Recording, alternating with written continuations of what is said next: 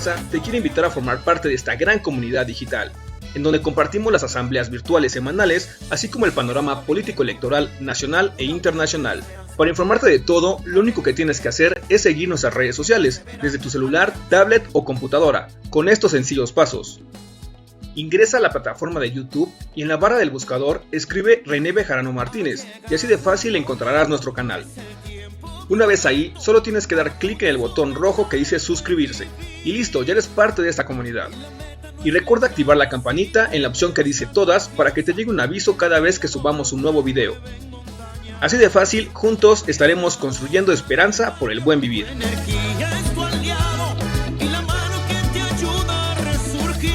Movimiento Nacional por la Esperanza. Buenas noches, compañeros y compañeras.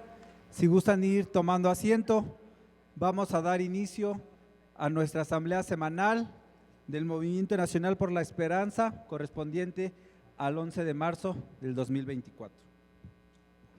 Nos acompañan aquí en el presidium el compañero de la Alcaldía Tlalpan, Carlos Nieto.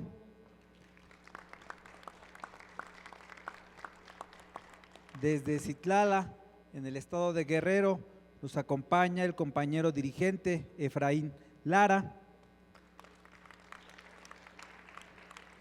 Desde el municipio de Huaypoxtla, en el estado de México, nos acompaña Janet Martínez. Nos acompaña nuestra dirigenta en el estado de México del Movimiento Nacional por la Esperanza, la compañera Celina Trujillo. Nos acompaña de la alcaldía Iztapalapa, militante del Partido del Trabajo, nuestra compañera Miriam Saldaña. Desde el municipio de Otzolotepec, en el estado de México, nos acompaña el compañero Arturo Valencia Alvarado. Y como cada 8 días, nuestro dirigente nacional, el profesor René Bejarano Martínez. Para iniciar con nuestra ronda de participaciones, le vamos a ceder el micrófono a nuestro compañero Carlos Nieto. Hola, gracias, buenas noches. Bueno, vamos a conversar de un tema, económico importante, que es el que, nuestro presidente Andrés Manuel López Obrador anda en búsqueda de inversionistas sobre el proyecto de tren de pasajeros en este país. Y se emitió un decreto en noviembre del año pasado para impulsar las actividades ferroviarias e invitar al sector empresarial, tanto nacional como internacional, para sumarse a este proyecto, que es una iniciativa sobre trenes de pasajeros. Y nuestro presidente ha promovido durante su sexenio, que culmina en septiembre de este año, la reactivación del transporte ferroviario de pasajeros. Y haciendo un poco de historia, en el año de 1995, en el gobierno de Ernesto Zedillo, se privatizó el sistema de ferrocarriles y se otorgaron concesiones a 2 empresas privadas por periodos de 20 a 50 años, solo para el uso de esta línea férrea en el transporte de carga. Las concesionarias más importantes son Grupo México en su división de transporte, ferrocarril y terminal del Valle de México, y Kansas City Southern de México en su línea Coahuila-Durango. Uno de los inversionistas interesados en este proyecto de tren de pasajeros es nada más y nada menos que Germán Larrea Mota Velasco, propietario de Grupo México, y muestra interés por 6 rutas de trenes de pasajeros. Grupo México actualmente es que tiene un mayor control o la empresa con mayor control de la línea ferroviaria del país, y presentó al gobierno una propuesta para operar 6 rutas de trenes de pasajeros. Las rutas que busca cubrir esta empresa a través de la filial Ferromex, una de ellas es México, Querétaro, León, Aguascalientes. La segunda es Manzanillo, Colima, Guadalajara, Irapuato. La tercera es México, Querétaro, Guadalajara, Tepic, Mazatlán, Nogales. Y la última o cuarta, Aguascalientes, Chihuahua, Ciudad Juárez. La otra empresa, también propiedad de Grupo México, Ferrosur, solicitó dos líneas. Una es México, Veracruz, Coatzacoalcos, y una segunda línea Querétaro, San Luis Potosí, Monterrey, Nuevo Laredo. La otra filial es una filial de la compañía estadounidense Kansas City Southern. Esta tiene interés en dos rutas, la primera es México-Querétaro y la segunda es Querétaro-San Luis Potosí, Monterrey, Nuevo Laredo. Esto bueno en el centro norte del país. Y aquí como dato importante, esta empresa Kansas City tuvo una fusión con Canadian Pacific y Kansas City Southern. Anunciaron su fusión para la creación de Canadian Pacific Kansas City. De acuerdo con lo autorizado por una decisión definitiva de la Junta de Transporte Terrestre en Estados Unidos, se crea el primer ferrocarril de una sola línea que conecta Canadá, Estados Unidos y la República Mexicana. Y bueno, en nuestro país el encargado de este tipo de inversiones es el secretario de Infraestructura, Comunicaciones y Transportes, su nombre es Jorge Nuño. Este afirmó que las empresas trabajan en estudios de factibilidad de sus propuestas que esperan concretar entre 5 a 7 meses para definir montos de inversión, los costos de ingeniería y las alternativas de financiamiento. Es decir, por ahí de julio a agosto de este año tendremos una mayor información. Y bueno, es muy importante saber que después de más de 25 años sin un sistema de tren de pasajeros, bueno, es un resurgimiento de estos vagones en nuestro país. Y bueno, hablamos de un enorme desafío en muchos aspectos, presupuestal, operativo y de seguridad. Y bueno, esta nota es muy fresca, de finales del año pasado, de finales de febrero de este año. Y bueno, estaremos pendientes de qué ocurre en ese sentido. Vamos a hablar hoy de un personaje, hablando de los dueños del dinero de este país. El personaje de hoy es Alfredo Harp Elú. Y bueno, este personaje con una fortuna valuada en por ahí de 1.200 millones de dólares, y de acuerdo con el ranking de millonarios de Forbes del año pasado. Este personaje cumple el día de hoy 80 años, actualmente es conocido por ser uno de los hombres más ricos del país y por ser un gran impulsor del deporte. Sin embargo, bueno, su historia es muy amplia y este señor o este personaje es especialista en la rama financiera y bursátil.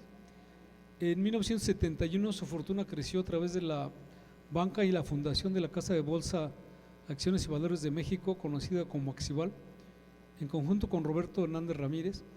Este señor fue presidente de la Bolsa Mexicana de Valores de 1988 a 1990 y bueno, posteriormente en la década de los 90, durante el gobierno de Carlos Salinas, con la venta de los bancos, él, así como, bueno, él es integrante de un grupo de inversionistas de Axival, que en 1991 adquirió Banamex, donde los principales inversionistas fueron Roberto Hernández y obviamente él, Alfredo Harp Elú, para así formar el grupo financiero Banamex Axival.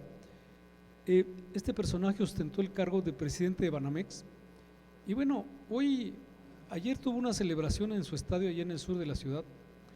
Y bueno, el ex candidato presidencial José Antonio Meade Curibreña considera a este personaje un hombre con mucha visión financiera.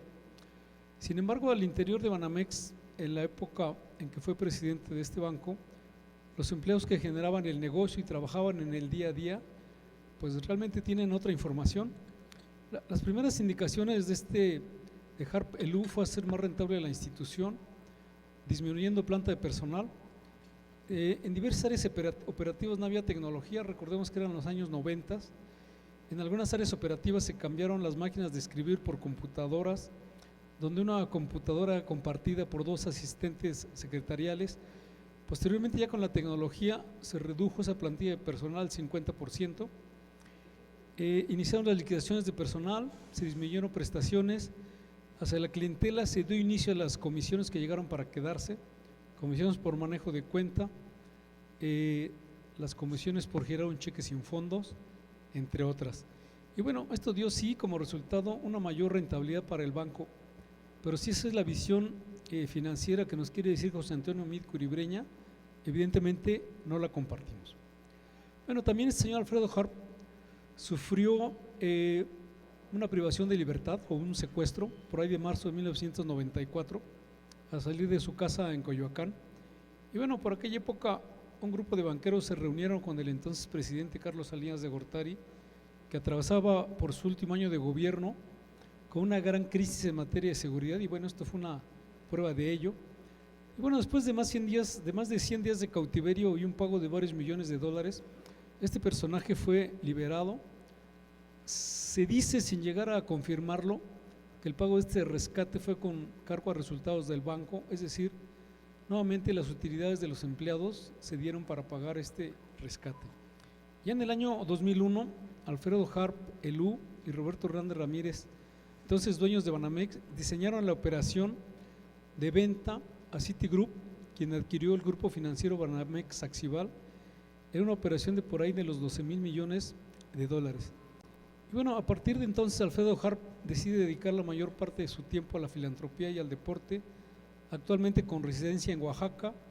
Crea una fundación que lleva su nombre, retirado de la actividad financiera actualmente, promueve proyectos en las áreas de educación, apoya a instituciones de salud con equipo médico especializado y bueno, en el área deportiva su fundación apoya a deportistas y entrenadores, además de que bueno, es dueño del equipo de béisbol los Diablos Rojos del México y los Guerreros de Oaxaca. Y bueno, es muy importante mencionar que nuestro presidente Andrés Manuel López Obrador mencionó que los que compraron Citigroup no pagaron impuestos en 2001, evidentemente con Vicente Fox en la presidencia. Andrés Manuel López Obrador afirmó, debieron de pagar 3,000 millones de dólares de impuestos. Los beneficiados fueron los que recibieron el dinero y los principales beneficiados fueron efectivamente Alfredo Harp Elú y Roberto Hernández. Y bueno, simplemente les condonaron los impuestos correspondientes, utilizaron un mecanismo supuestamente legal para hacer la compraventa en la Bolsa Mexicana de Valores y así no pagar nada de impuestos. Y bueno, adicionalmente también no pagaron utilidades en ese ejercicio de 2001. Bueno, así es su historia de este personaje. Pasando a otro tema, nos vamos a nuestra moneda con respecto al valor del dólar. Y bueno, ha tenido al día de hoy, 11 de marzo del 2024, se encuentra en 16 pesos con 80 centavos. La fuente es el Banco de México. Y bueno, es interesante que al cierre de la primera semana de marzo cierra con ganancias, el mejor nivel en los últimos 6 meses. Y bueno, desde la semana pasada ya otros servicios financieros ubicaban el precio del dólar en 16 pesos con 80 centavos y estamos muy cerca de volver a los niveles de agosto del año pasado. La tendencia es que lleguemos a esos niveles. Y bueno, es importante señalar que durante la administración del presidente Joe Biden, el dólar se ha contabilizado con una pérdida o descenso del poco más del 14%, y durante la administración de Andrés Manuel López Obrador, el dólar ha disminuido en más del 16% su poder adquisitivo. Y bueno, pues así las cosas, hasta aquí el comentario. Muchas gracias. Muchas gracias, compañero Carlos Nieto. Y ahora para un saludo, le cedemos el micrófono a nuestro compañero Efraín Lara, del estado de Guerrero.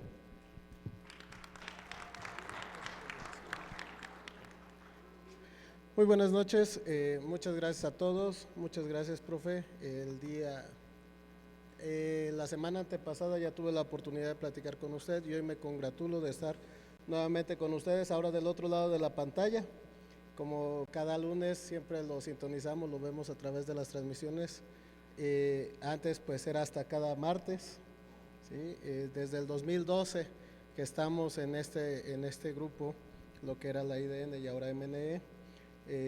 Pues nos seguimos sintiendo muy agradecidos de estar aquí con ustedes y pues externarles nuestro apoyo, humildemente lo que se puede hacer desde el estado de Guerrero, desde el municipio indígena de Citlala, encumbrado en la zona de la montaña baja, como se le conoce comúnmente, pero es región centro, ¿sí? Orgullosamente zona indígena, donde también estamos abogando por los derechos de las comunidades y los pueblos indígenas.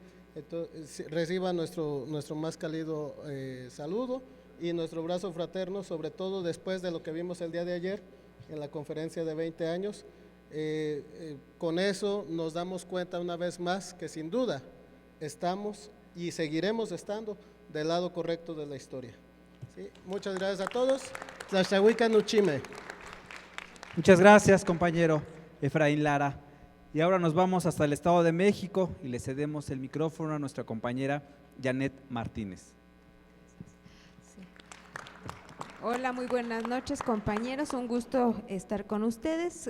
Comentarles que el día sábado 9 de marzo tuvimos el honor de contar con la presencia de nuestra dirigente estatal Celina Trujillo y nuestro profesor, el dirigente nacional René Bejarano, en Hueypoxtla para inaugurar oficinas regionales del MNE. Igual tuvimos la presencia de compañeros de municipios aledaños para que vean lo que pretendemos realizar en conjunto. Comentaba con Leti Martínez, una compañera, se va a trabajar igual, ella trae el tema de cooperativas, se puede trabajar vía Zoom, hay muchas cosas que podemos hacer, entonces son bienvenidas todas las ideas con la finalidad de que el MNE llegue a más municipios. Y agradecerles a todos el hecho de formar parte de este gran grupo. Gracias. Muchas gracias, compañera Janet Martínez. Ahora nos vamos hasta Iztapalapa y le cedemos el micrófono a nuestra compañera Miriam Saldaña. Muchas gracias. Buenas noches, compañeras, compañeros. Reciban un fraternal saludo del Partido del Trabajo, un partido hermano a Morena, un partido que sabemos que ha sido el mejor aliado de nuestro ahora presidente Andrés Manuel López Obrador, desde más de 20 años caminando juntos. Y qué poder decir de nuestra próxima jefa de gobierno, Clara Brugada, si en 2009 todos sabemos que nuestro hoy presidente tuvo que recorrer calle por calle de Iztapalapa para pedir que se cruzara el voto PT en las boletas. Todos lo recordamos, para que así pudiera Clara Brugada llegar a gobernar Iztapalapa. Entonces, pues, qué mejor muestra de cómo ha sido el Partido del Trabajo el mejor aliado de nuestros ahora candidatos a la presidencia y a la jefatura de gobierno de esta ciudad. Y aprovecho para invitar, si hay aquí gente de Iztapalapa, mañana estará nuestra candidata Clara Brugada en El Molino a las 19:30 horas para que por favor nos acompañen. Tenemos que cerrar filas porque lo que se está jugando en esta elección es una visión de Estado, una visión de gobierno. Incluso a todas aquellas personas de todas las alcaldías de la Ciudad de México, quiero invitarles a que vayan a pasear por Iztapalapa. Se van a sorprender de la transformación que ha sido de esta demarcación. Podemos decir que hay un Iztapalapa antes de Clara y un Iztapalapa después de Clara. Y en ese tenor les invito a las personas de todas las alcaldías a visitar Iztapalapa para que vean desde el periférico, cuando uno entra a la alcaldía, los jardines, los árboles, el pasto cortado, etcétera. Una alcaldía que se ha ido transformando y vamos a seguirlo haciendo desde la izquierda, que es nuestra visión. Es cuanto. Muchas gracias, compañera Miriam Saldaña. Y ahora nos vamos otra vez hasta el Estado de México y le cedemos el micrófono a nuestro compañero Arturo Valencia Alvarado. Hola, buenas noches, ¿cómo se encuentran? Antes que nada quiero agradecer al profesor Bejarano por haberme dado la oportunidad de estar aquí en esta asamblea, en esta reunión, y por haberse tomado unos minutos en la tarde para que lo pudiéramos saludar, y a mi amigo el contador juventino que me acercó aquí a esta grandiosa agrupación. Les platico un poquito de mi persona.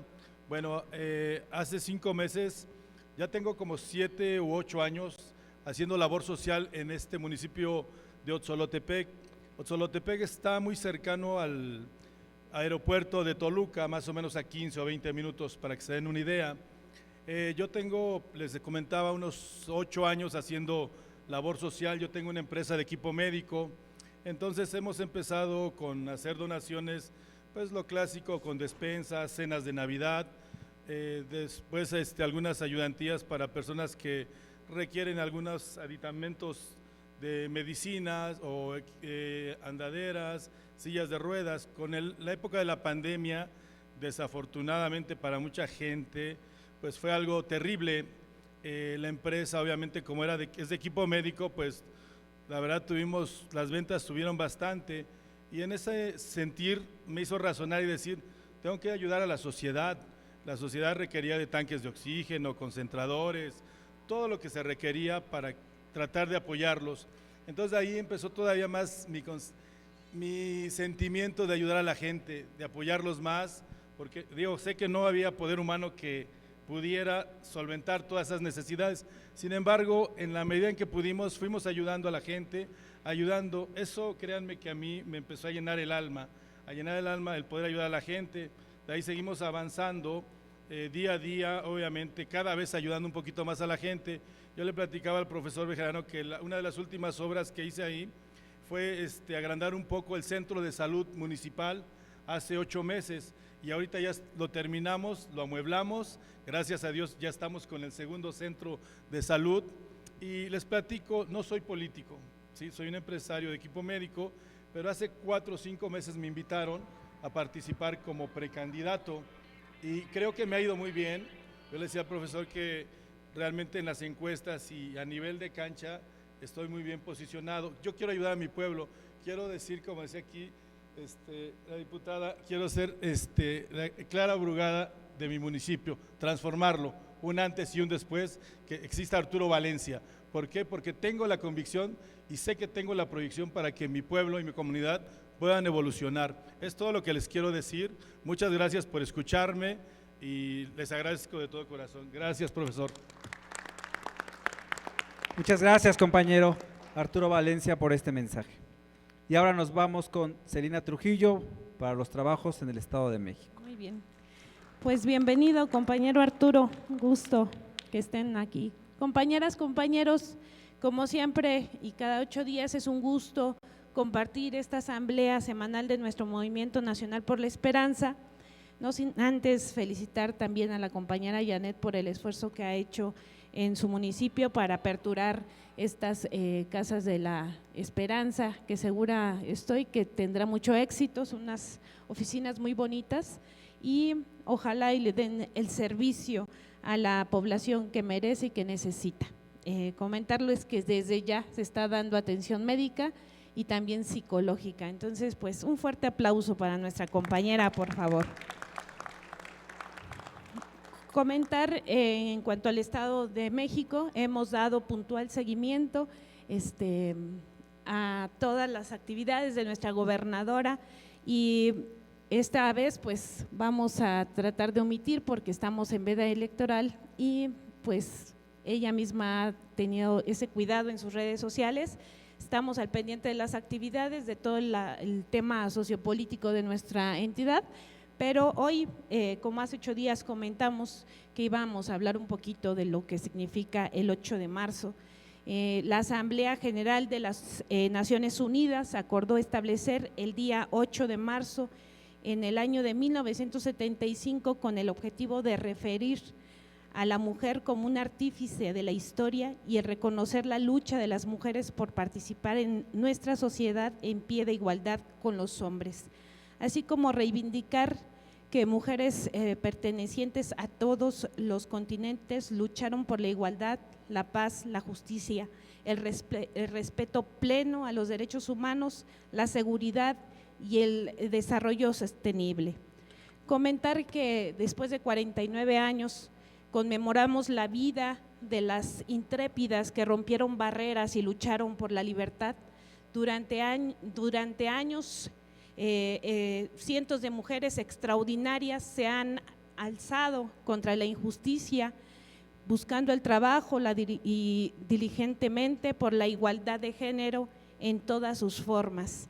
Otras mujeres murieron antes de ganar el sufragio efectivo, pero muchas vivieron lo suficiente como para dar y ser testigos del cambio de esta dinastía.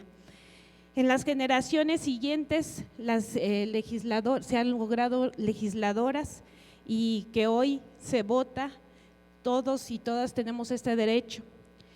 Algunas conquistaron ya el poder y otras muchas conquistaremos el poder, este poder para transformar desde dentro, desde lo más profundo del gobierno, desde el lugar en donde se toman las decisiones, desde donde se crean las políticas públicas, las estrategias y lograr juntas que las brechas de desigualdad desaparezcan. Comparto con ustedes imágenes de la protesta del 8 de marzo y dejaré a criterio de cada uno nuestra valoración con respecto a esta protesta. Muchos avalamos la protesta por lo antes dicho, es la lucha de la igualdad, pero insisto, dejaré a su consideración, como todos lo tenemos, nuestra opinión con respecto a estas movilizaciones. Esta lucha, este ejercicio, esta manifestación viene de la mano por estadísticas y números que les quiero compartir en este día. Hay una evaluación de cómo se han dado las situaciones en nuestro país.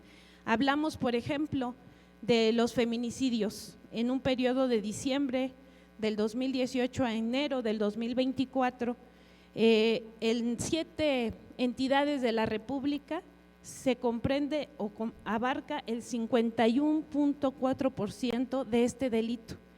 Y el estado que está encabezando esta lista, lamentablemente, es el Estado de México. Después Nuevo León, Veracruz, Ciudad de México, Jalisco, Puebla, Chihuahua. ¿Hay razones para protestar? Sí las hay. Otro delito es el homicidio doloso a mujeres, que también comprenden solamente 6 entidades, un poco más del 50% de este delito, de esta violencia que vivimos las mujeres. Y pues después de Guanajuato está lamentablemente el Estado de México. Toda esta evaluación va por cada 100,000 habitantes, pero de todos modos no deja de ser alarmante la posición en la que se encuentra el Estado de México. El Estado de México es el segundo después de Michoacán, Chihuahua, Jalisco, Baja California, y así hasta el estado más seguro para las mujeres, que es Campeche, por ejemplo. Dicho sea de paso, un estado que se gobierna por Morena. En términos de violaciones, también es difícil, es crudo, pero es la realidad que estamos viviendo en nuestro país. Y también este delito se encuentra el 50%, se suscribe a 8 entidades y nuevamente el Estado de México encabeza este primer lugar. Después Chihuahua, la Ciudad de México, Nuevo León, etcétera.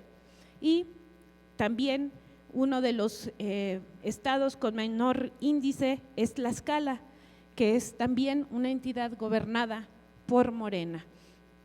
Comentar que dentro de estos delitos que abarca la violencia de género, pues está la violencia familiar.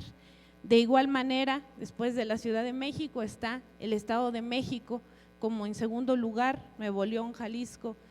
Insisto, esta evaluación también tiene que ver mucho con la magnitud de las entidades, pero no deja de ser una cruda realidad. Quiero en esta última o penúltima gráfica, en donde también se hace la evaluación, y quiero reiterar aquí esta información, que a partir del mes antepasado, ha bajado drásticamente la violencia familiar en el Estado de México, y ha sido por la atención de nuestra gobernadora, la maestra Delfina Gómez, porque está atendiendo el tema de la seguridad y también obviamente las estrategias para poder bajar este delito. Bajó drásticamente la violencia, a pesar de que estamos a nivel nacional por encima de otras entidades. De igual manera, esta otra gráfica nos muestra cómo en los últimos meses, especialmente de diciembre a enero, bajó en gran medida. La gráfica es muy clara. Ahí por del 2022 está muy arriba el tema de los feminicidios, y hoy gratamente encontramos que ha disminuido muchísimo el tema de los feminicidios en el Estado de México. Eso yo creo que es por la estrategia que tiene la gobernadora y por su desarrollo, también por la atención de nuestro presidente Andrés Manuel. Creo que eso es importante, destacar estas gráficas que aunque son crudas y duele y a veces, muchas veces no se dice por la circunstancia en la que estamos, pero si no lo decimos, ¿quién, compañeras y compañeros?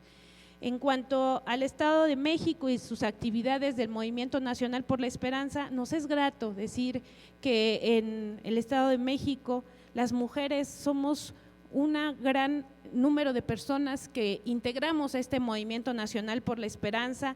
Hemos hecho sin número de actividades por la igualdad y alcanzar los derechos plenos de las mujeres mexiquenses por una vida libre de violencia. En cuanto al tema de Morena, compañeras y compañeros, pues hemos asumido esta responsabilidad histórica que tenemos, así la verdad, no podría excluir a ningún compañero dirigente de nuestro movimiento en los estados, todos estamos trabajando en el tema de la campaña de la maestra, de la doctora Claudia Sheinbaum, estamos colocando lonas, estamos entregando información, estamos convenciendo a la gente de que este tema es un tema de proyecto y que nosotros estamos del lado correcto de la historia. Quiero comentar que hay un proyecto de nación y es un proyecto de nación con perspectiva de género y se ha presentado como propuesta de la doctora Claudia estas propuestas que voy a enumerar. Enviar al Congreso de la Unión una iniciativa para elevar a rango constitucional la igualdad sustantiva y el derecho a una vida libre de violencia. Programa 40, son más 1000 días para prevenir y atender la salud de las mujeres embarazadas y los primeros 1000 días de vida de la infancia. También comentar que se está proponiendo que las mujeres de 60 a 64 años reciban un apoyo mensual equivalente a la mitad de la pensión de los 65 y más.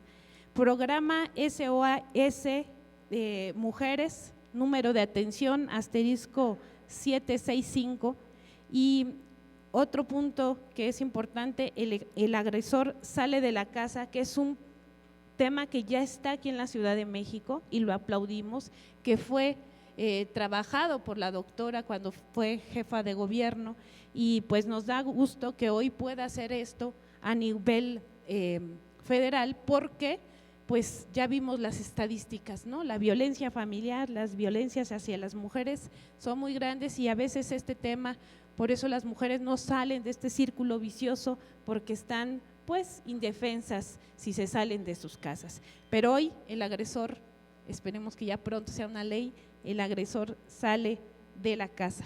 Y obviamente las fiscalías especializadas en feminicidio, eso ya existe, pero pues se requiere de mucho más atención, mucha más compromiso de las autoridades para que esto pueda dar resultados pronto.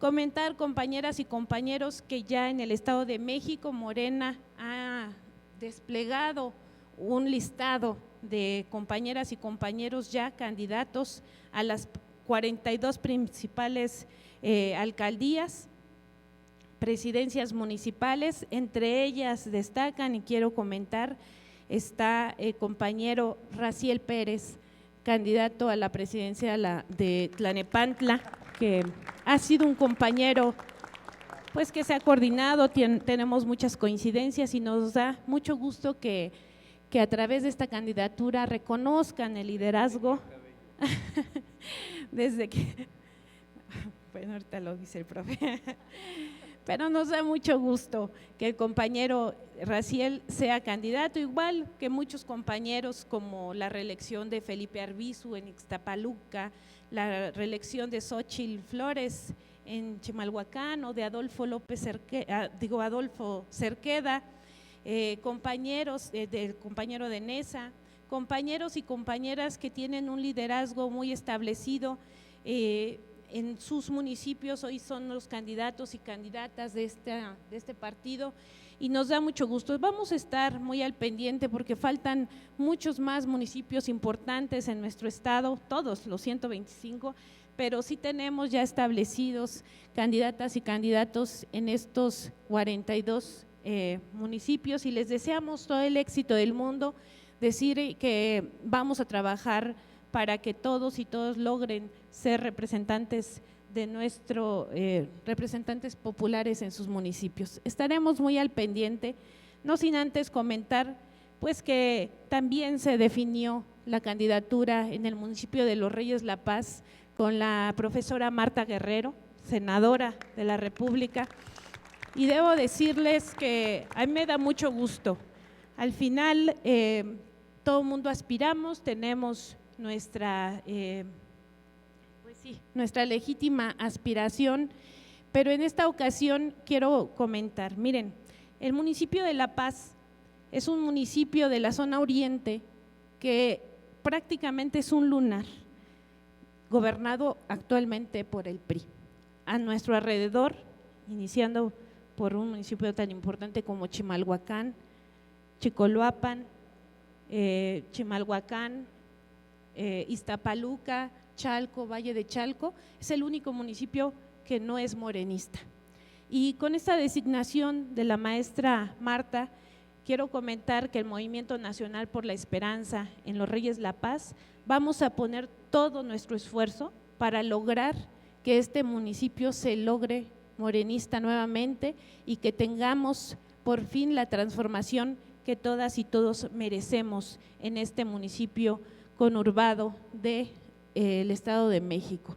Nos hacía falta ya definir a la candidata y a mí me da mucho gusto que sea la maestra Marta, porque es una mujer de lucha de muchos años que ha podido lograr no solamente la senaduría, sino también ser dirigente del partido en el Estado de México, y creo que ha estado haciendo las tablas necesarias para poder disputar este municipio tan importante, al menos para mí, que es muy importante el municipio de La Paz, y vamos a traerles muy buenos resultados. Comentarles, pues hasta ahí, hoy es todo lo que tendría que comentar, compañeras y compañeros, y me dará mucho gusto platicar otros temas dentro de 8 días. Gracias. Muchas gracias, compañera Celina Trujillo. Y ahora le cedemos el micrófono a nuestro dirigente nacional, al profesor René Bejarano Martínez. Muchas gracias, Miguel. Buenas noches, compañeras, compañeros. Como siempre, es un gusto estar aquí con todas y todos ustedes. Agradezco a las personas, líderes, hombres y mujeres, integrantes del Presidium, provenientes de varias regiones y organizaciones políticas también, por su presencia, así como a todas y todos los compañeros que se conectan a través de las redes sociales con esta transmisión o que la escuchan durante la semana. Estamos en la asamblea semanal del Movimiento Nacional por la Esperanza, correspondiente al lunes 11 de marzo del 2024. Hay muchos temas que comentar.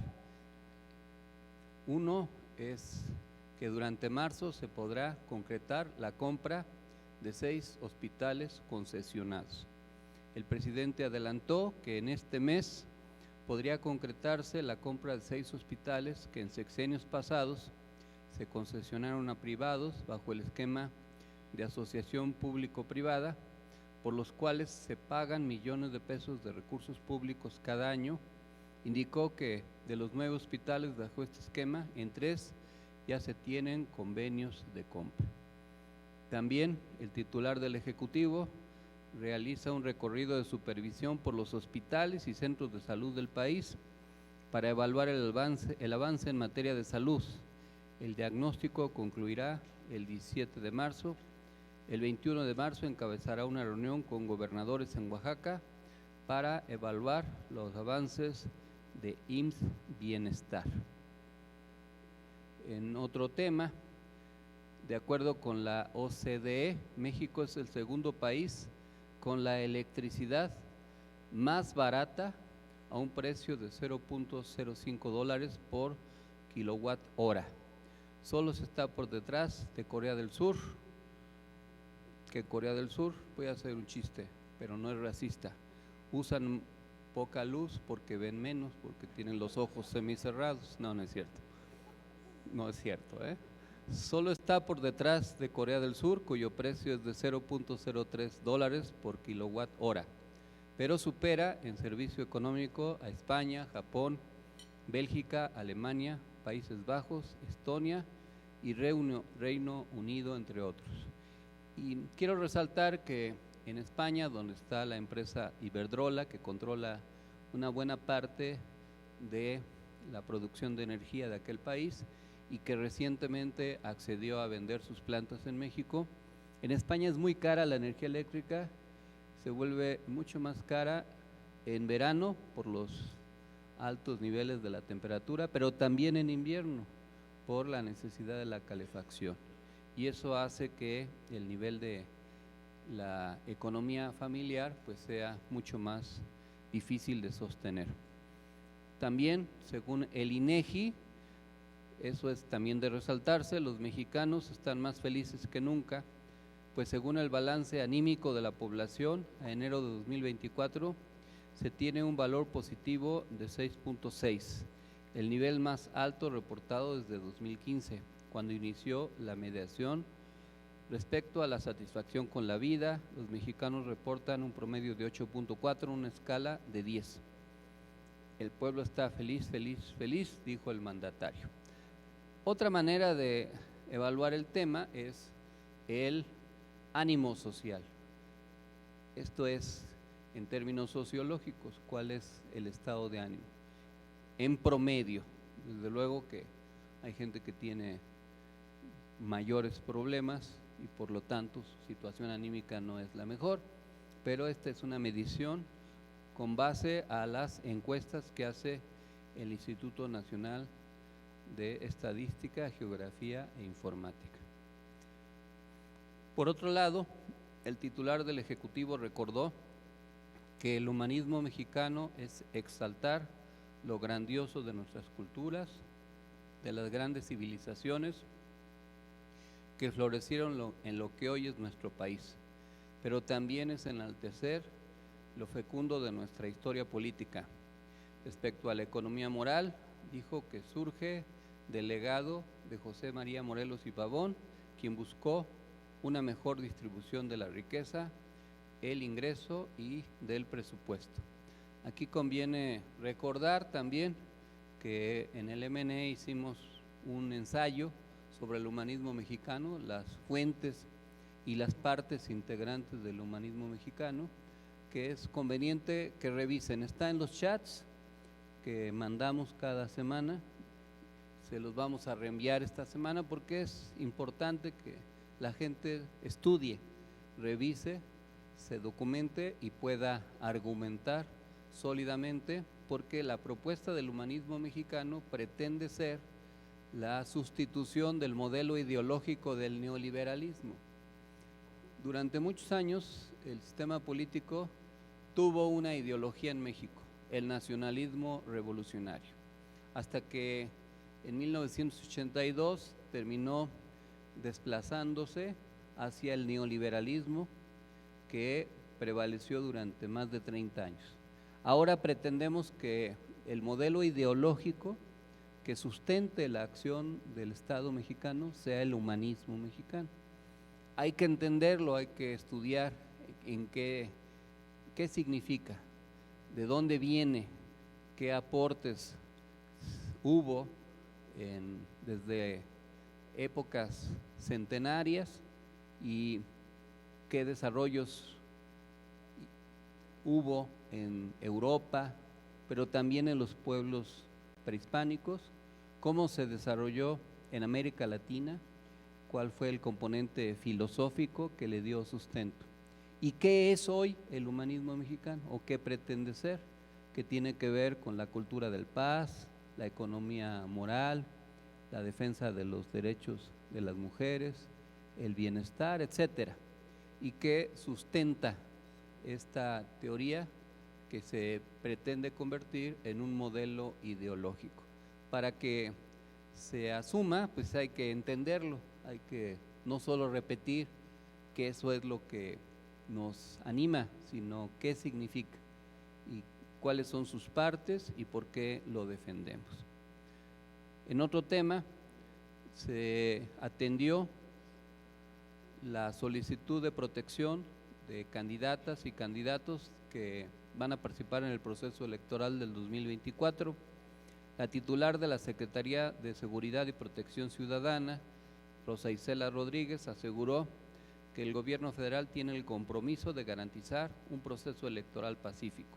Explicó que en coordinación con el INE se brinda protección y seguridad a las candidatas y candidatos que lo requieran. Hasta el 4 de marzo se han recibido 23 solicitudes de protección. En otro tema polémico, el secretario de la Defensa Nacional, Luis Crescencio Sandoval, informó que la Fiscalía Militar realiza la investigación sobre lo ocurrido en el Centro de Adiestramiento de Ensenada, donde murieron cadetes de la Guardia Nacional. El directivo del centro está detenido en proceso por el delito de desobediencia y abuso de autoridad por una imprudente práctica a mar abierto que propició que murieran ahogados diversos cadetes. El gobierno de México aseguró 3.9 kilogramos de fentanilo y aseguró 24 laboratorios. Del 20 de febrero al 4 de marzo, el gobierno de México decomisó 3.9 kilogramos de fentanilo y logró el aseguramiento de 24 laboratorios clandestinos, lo que evitó una producción de 126 toneladas de metanfetaminas que tienen o podrían tener un valor superior a los 32.350 millones de pesos. En otro tema, el presidente Andrés Manuel López Obrador denunció que debido a la temporada electoral, el tema de la violencia se está magnificando con fines politiqueros. Sin embargo, consideró que no tendrá impacto en la sociedad porque el pueblo es muy consciente y está muy politizado. Y al propósito de la magnificación de eventos, en quién es quién en las mentiras, se dijo que más del 90% de las acciones que se realizan con el hashtag narcopresidente son de cuentas automatizadas, es decir, bots, es decir, que no son personas reales las que chatean, sino son máquinas programadas para estar difundiendo mensajes en las redes sociales con la intención de debilitar la imagen del gobierno de México y en particular del presidente. También se dijo en quién es quién en las mentiras que de acuerdo con un estudio publicado por el diario Milenio, el 30% de la población muestra enojo por las campañas negras en redes sociales y el 60% las rechaza. También el presidente dijo que sí funciona no aplicar el modelo neoliberal, al señalar que actualmente la economía del país está creciendo y se tiene récord de inversión extranjera. Recordó que la política neoliberal llevó a México al fracaso. Han difundido en redes sociales un video de una legisladora de derecha del Partido Popular, creo que se llama Cayetana, y que reivindica, entre otras cosas, la pertinencia de la inversión extranjera. Hay que decir que en México la inversión extranjera es de las más altas, a pesar de toda la campaña que han habido en diversos países para desalentar la inversión en México. Sin embargo, se busca que esa inversión no abuse o no sea a costa de la soberanía energética o de otros rubros de la economía. Hay un tema también importante que tiene que ver con el nivel de aprobación del presidente, que es el asunto de Ayotzinapa. El presidente López Obrador informó que en 20 días se reuniría con los padres de los normalistas desaparecidos de Ayotzinapa para mostrarles las pruebas de cómo se manipuló la investigación para proteger ciertos intereses y personajes. Adelantó que evidenciará a los abogados y defensores de derechos humanos que han lucrado con el caso para atacar al gobierno federal. Y vinculado con esto, el presidente López Obrador calificó de vulgar acto de provocación la protesta realizada ayer en Palacio Nacional por presuntos simpatizantes del caso Ayotzinapa. Advirtió que se trató de una acción impulsada por los opositores que intentan hacer uso político del caso ante su desesperación. El mandatario reiteró que su gobierno tiene el compromiso de encontrar a los jóvenes normalistas desaparecidos, y también en el tema pues ha habido una complicación por el lamentable asesinato de un estudiante en Iguala o en Chilpancingo, pero que pertenecía a la normal rural de Ayotzinapa, y que ahora el propio presidente desmintió lo señalado por la Fiscalía del Estado de Guerrero, diciendo que había sido un acto indebido, un abuso de autoridad, y que la Fiscalía General de la República atrajo ya la investigación y que no se va a permitir que la Fiscalía del Estado intervenga en esa investigación, porque se presume que lo que se dijo al principio por la Fiscalía no fue cierto. El joven asesinado no disparó, y tampoco al parecer es cierto que ese joven o el que lo acompañaba llevara droga, ni que tuvieran una intención diferente a la que los policías dijeron. No es raro en México, desafortunadamente, que los cuerpos policíacos abusen de su poder. Lo vimos también en Zacatecas, lamentablemente, en la marcha del 8 de marzo, y ahora en el caso de Guerrero, pero no hay la intención de encubrir. Y todo esto de Ayotzinapa y otros temas ha sido utilizado para pretender debilitar la imagen del presidente. Y hay que decir que hay un leve descenso, porque ha habido una campaña muy fuerte, como ya lo mencionaba, con los bots en las redes sociales y magnificando temas como es este caso de Ayotzinapa. Y por eso también es muy importante que se pueda desmentir y explicar realmente de lo que se trata. Van a cumplirse 10 años de la desaparición de los jóvenes normalistas de Escuela Normal Rural Isidro Burgos de Ayotzinapa, Guerrero. Y sí conviene, aunque sea de manera somera, recordar los actores, los antecedentes, la manera que se comportaron y cómo esos mismos actores ahora están tratando de evadir su responsabilidad en un asunto tan delicado, y también cómo el gobierno de Andrés Manuel ha querido dar con la verdad y con el paradero de los jóvenes, y cómo se han presentado diversos informes y se han enderezado acciones legales contra diversos sujetos e instituciones para desmentir lo que se ha venido diciendo acerca del tema.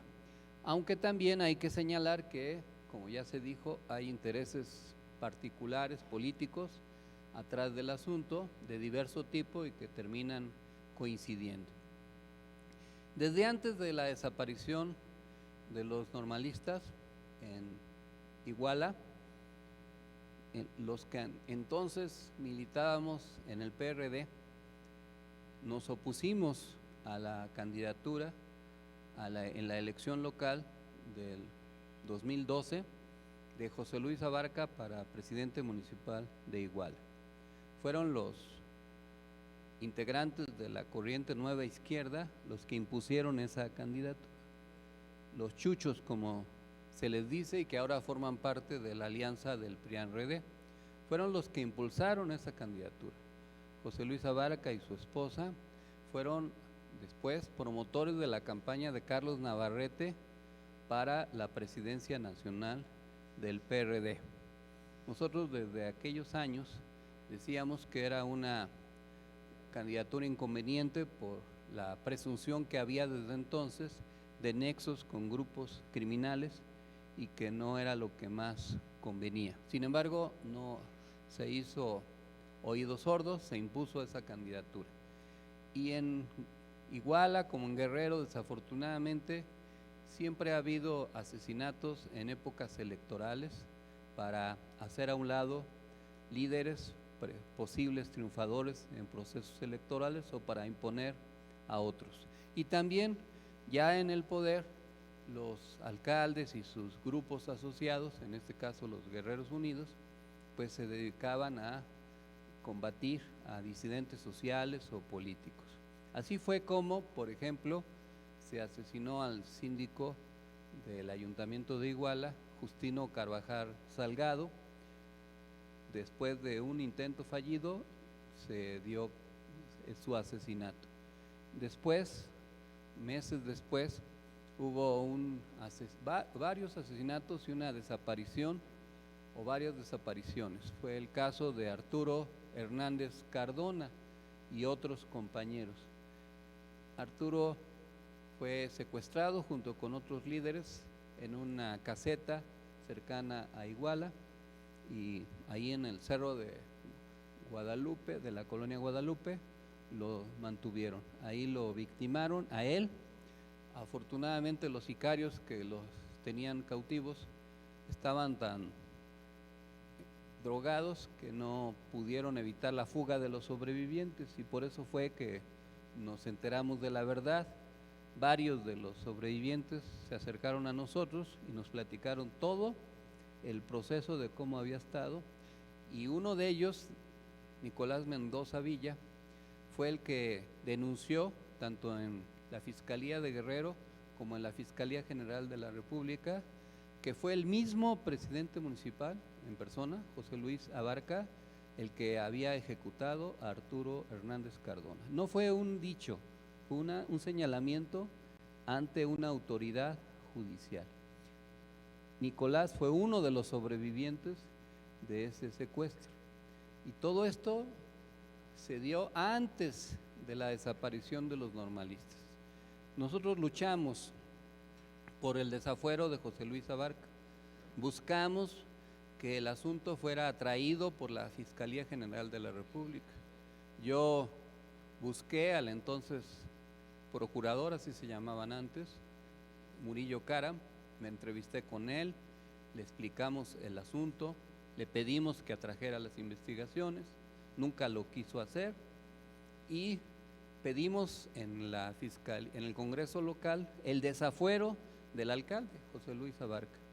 Pero Sebastián de la Rosa, que era diputado local, integrante de Nueva Izquierda, se boicoteó ese proceso junto con otros diputados y en alianza con los diputados del PRI y boicotearon el desafuero de José Luis Abarca. Todo eso antes de la desaparición de los normalistas. Hay que decir que Sebastián de la Rosa ahora es candidato del Movimiento Ciudadano en la región de Zihuatanejo, para que quede claro dónde se ubican. También señalamos los nexos de José Luis Abarca con Lázaro Mazón, que entonces era secretario de Salud del gobierno de Ángel Aguirre Rivero y que pues teníamos evidencias de cierta complicidad y también señalamos que había relaciones con el ejército, porque José Luis Abarca era y es propietario de una plaza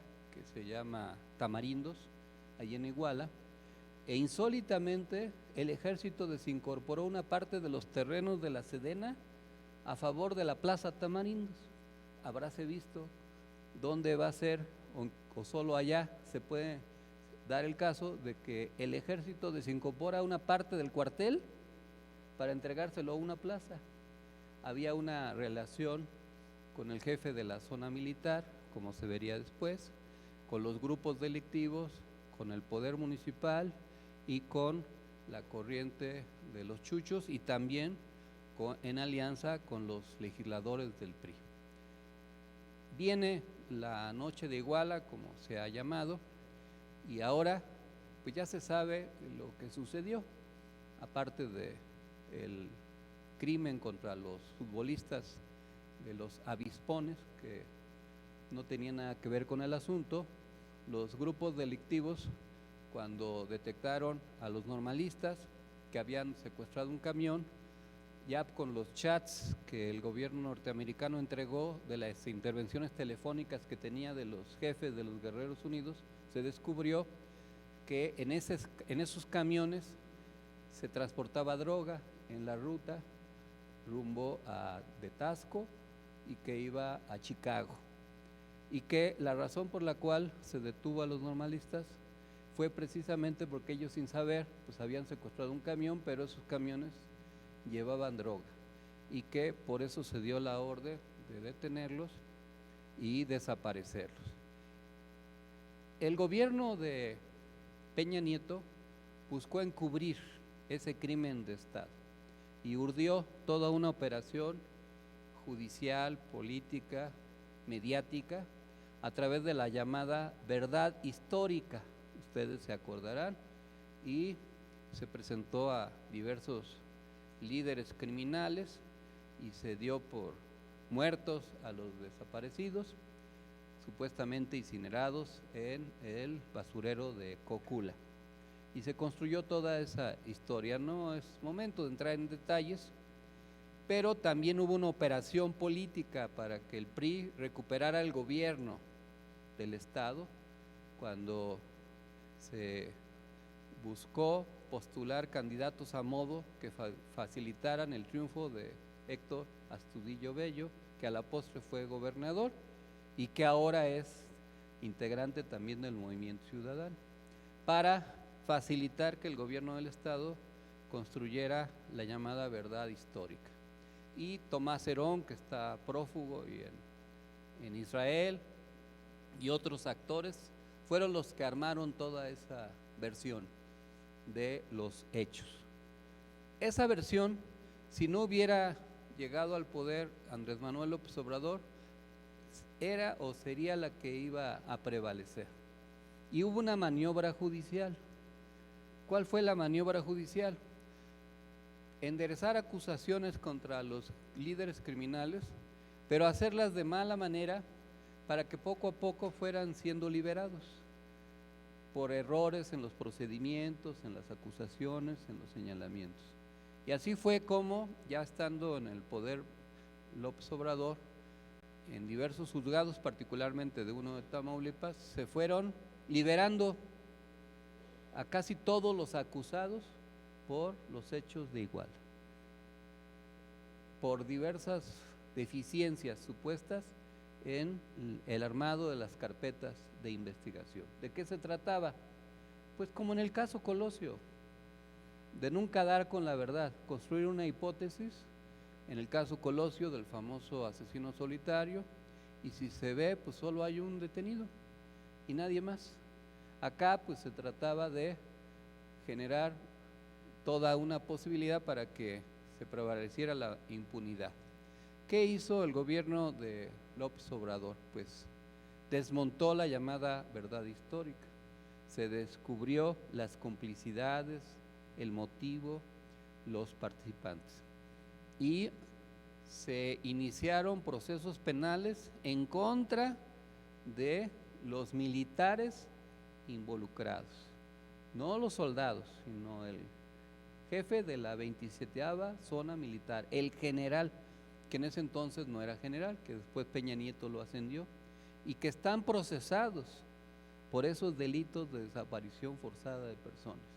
Y se iniciaron procedimientos contra Murillo Karam, que está preso, contra Tomás Herón, que está prófugo, y otros. Y se ha denunciado a los jueces e integrantes del Poder Judicial que han dejado libres a los criminales, pero no se ha dejado de investigar y se han presentado diversos informes.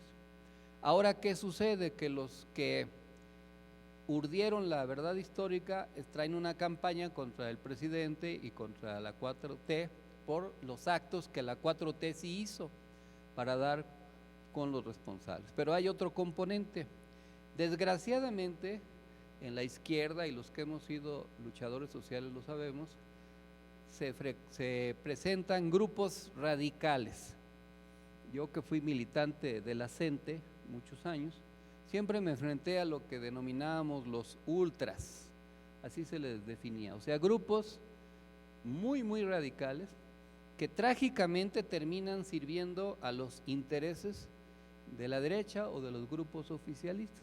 Me acuerdo muy bien cómo en la CENTE los ultras llevaban a tal extremo las cosas que terminaban conduciendo a la derrota a los movimientos, porque los llevaban a la confrontación absoluta, no aceptaban ninguna negociación, ningún acuerdo, su objetivo no era realmente consolidar procesos democráticos, sino otros tipos de compromisos. Y estos grupos ultras han aparecido en muchos movimientos, acuérdense del CGH en algún tiempo, y así podrían dar una larga lista. Y en el tema de los 43 hay grupos ultraizquierdistas que paradójicamente ahora le están haciendo el juego a la derecha, y algunos de los que administran políticamente ese tema, que son los abogados o grupos de ONGs que tienen financiamiento extranjero, pues en el fondo no quieren dar con la verdad, no quieren que se concluya el asunto, sino es un motivo para alargarlo y seguir lucrando políticamente. No se puede dar por muerto a los normalistas, es algo que jurídica y éticamente no es conveniente, ni el gobierno lo ha dicho, ni lo afirma. Sin embargo, la posibilidad real de encontrarlos con vida, pues es muy difícil de asegurar. Y ahora lo que sucede es que ya no son los padres de los estudiantes, sino los abogados y grupos que muy probablemente ni siquiera tengan que ver con el asunto. Por eso la provocación en el Palacio Nacional, pues es de encapuchados, no sale ningún líder o ningún padre que diga yo soy X, mi nombre es tal persona y mi hijo era tal y vengo a demandar. No, ninguno. Muy probablemente no haya ninguno, el único es el abogado. Y lo que quieren es una reunión con el presidente, pero no para llegar a acuerdos, sino para golpetear. Se les ofreció una reunión con Gobernación y con los padres, pero no quieren, lo que quieren es solo con los asesores, con los abogados. Y ya no se percibe una intención de dar con la verdad, ni de esclarecer, sino de seguir golpeteando políticamente. Y este tema va a sobrevivir, ahora que vengan los 10 años, pues se va a seguir insistiendo, y por eso es conveniente recordar, así sea de manera somera, estos hechos, que algunos de nosotros lo platicamos de memoria, porque lo vivimos, no nos lo platicaron, no lo leí. Claro, uno tiene que estudiar muchas cosas, pero también fuimos protagonistas. A mí me tocó recibir en la casa de ustedes a los sobrevivientes que venían huyendo de Iguala. Nosotros los cuidamos, los protegimos, los escondimos porque los andaban buscando para asesinarlos, presentamos las denuncias y por eso sabemos, pues en el fondo, de qué se trata. Han pasado 10 años, muchos de los criminales, pues ya como se sabe, están muertos, porque en el mundo delincuencial la esperanza de vida es muy corta. Tiene que ver con los mecanismos de funcionamiento de esos grupos delictivos y pues desgraciadamente ya no estarán para dar testimonio, pero ya hay investigaciones y esperemos que antes de que concluya el sexenio se pueda precisar con mayor detalle la información, pero pues se heredará el tema va a seguir y Claudia igual va a tener que seguir atendiendo el tema, pero hay que tener claro de qué se trata, qué actores políticos están interviniendo y cuáles son los objetivos políticos que están influyendo en este como en otros asuntos. Por otro lado, en otros temas, sí, gracias, sí.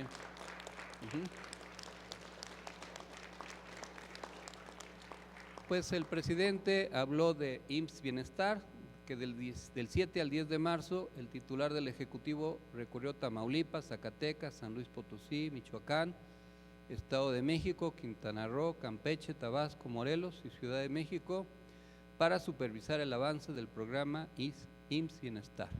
También se extendió el programa de regularización de autos chocolates o de vehículos de procedencia extranjera. Se han registrado ya o regularizado 2.125.279 unidades, por los cuales se han obtenido más de 5.000 millones de pesos para la pavimentación de calles y avenidas. Ya les mostré la estadística del nivel de aprobación del presidente. Es época electoral, tenemos que revertir las campañas de desprestigio, de mentiras que se vienen presentando en contra del gobierno de Andrés Manuel López Obrador. Por eso también les mandamos el cuadro de los temas en donde hubo abonos tácticos, contrapesos, equilibrios y mermas coyunturales que pues contrarrestan el tema de la 4T. Esta semana tuvimos varias actividades importantes. La primera es, como se sabe, el recuerdo del 8 de marzo, que aquí Celina ya hizo una referencia y Miriam me hizo buscar ahorita un dato que es importante, que voy a leer, que tiene que ver con el voto femenino. Y es también importante pues recordar lo que es este debate del feminismo en México. En 1949 se escribió por parte de Simone de Beauvoir, la compañera de vida de Jean-Paul Sartre, un libro muy grande en 2 tomos que se llamó El segundo sexo, en donde pues se hizo hace 75 años un diagnóstico de los mecanismos de dominación de la sociedad patriarcal y de una manera de avanzar en un feminismo diferente.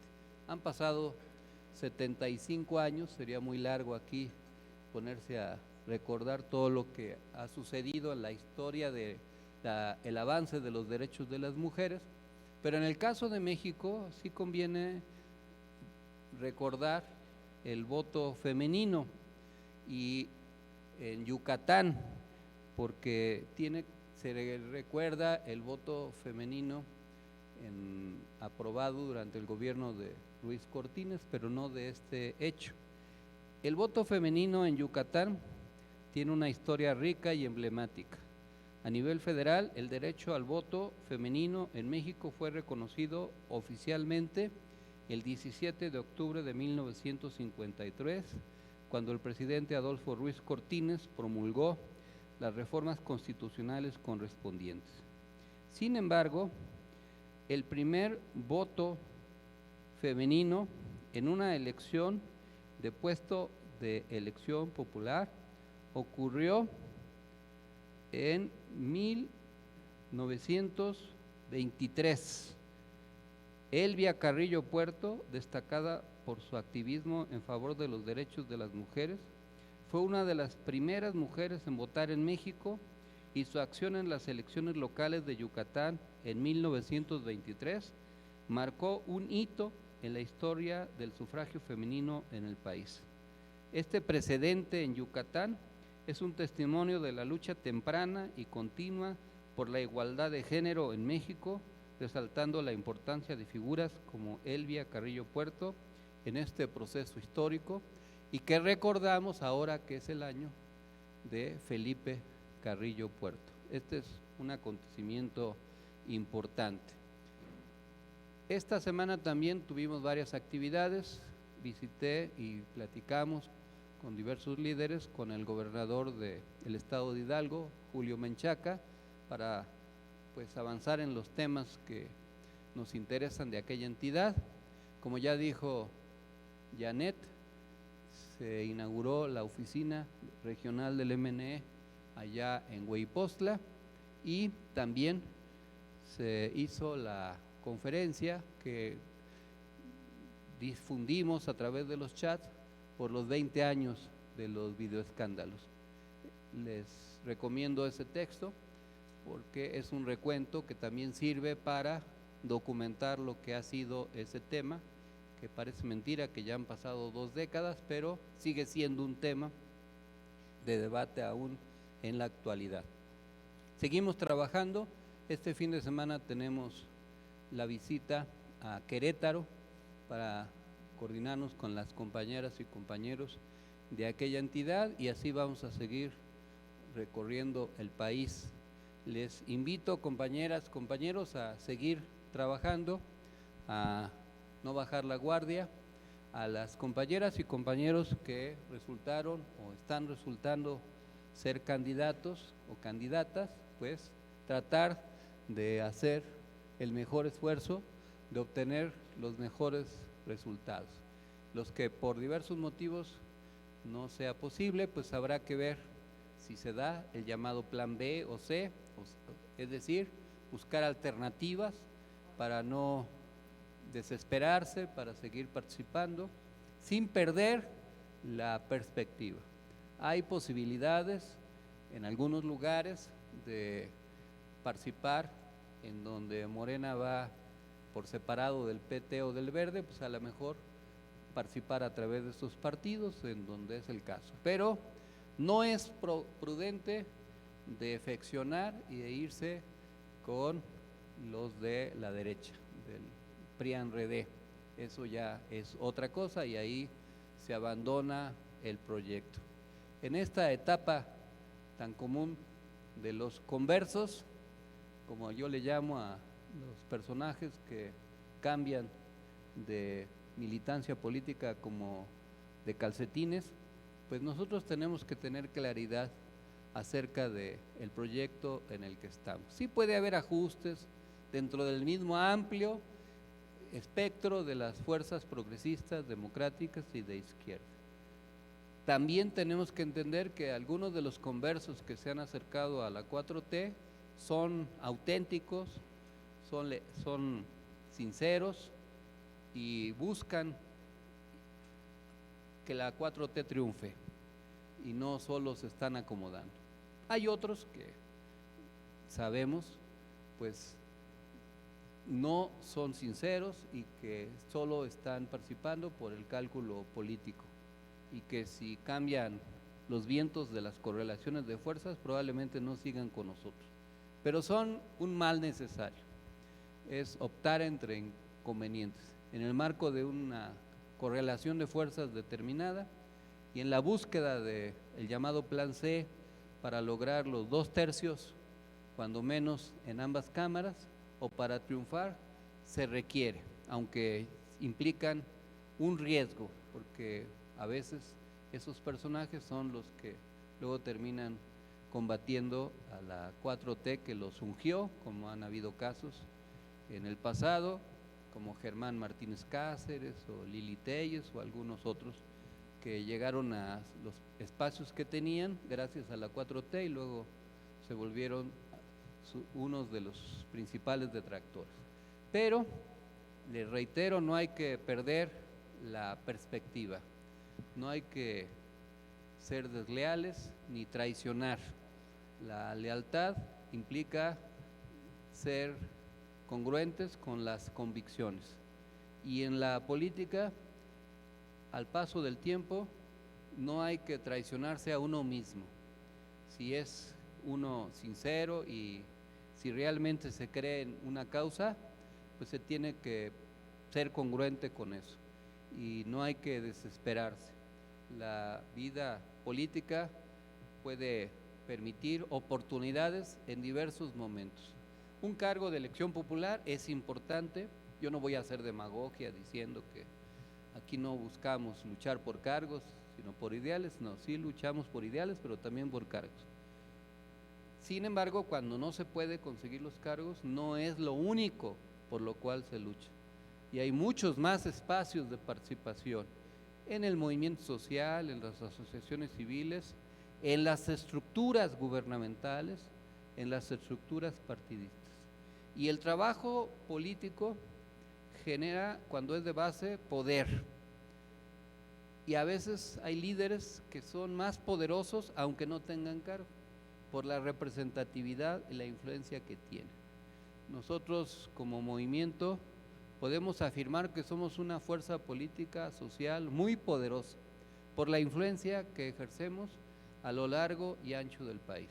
Muchos de nuestros compañeros son senadores, algunos los hemos hecho gobernadores, diputados federales, diputados locales, regidores, síndicos, presidentes de comunidad, pero muchos otros son líderes y tienen su trabajo social, su representatividad, y eso, si lo preservan, es lo que les va a permitir trascender. No hay que perder por eso la perspectiva. No les quiero decir que no luchen por los espacios que desean, hay que hacerlo, pero si se logra, qué bien, y si no, tampoco hay que cortarse las venas, ni darse de topes, ni amenazar con aventarse a un pozo profundo.